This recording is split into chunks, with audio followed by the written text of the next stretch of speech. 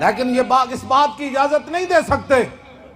हमने ये गर्दन रसूलुल्लाह की इज्जत के लिए, हुजूर की खत्म नबुव्वत की हिफाजत के लिए और दीन की सरबुलंदी के लिए रखी हुई है। अगर किसी को गलत फहमी है तो फिर वो मैदान लगाकर देख भी ले।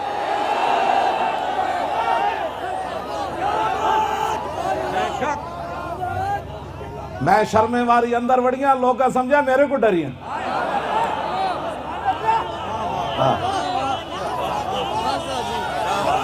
हाँ जी, लोग ये समझे खड़े साढ़े पंजाबी से कहते मैं शर्मे वारे अंदर बढ़िया, लोग समझे मेरे को डरिए। ना ना, इस तरह नहीं होना।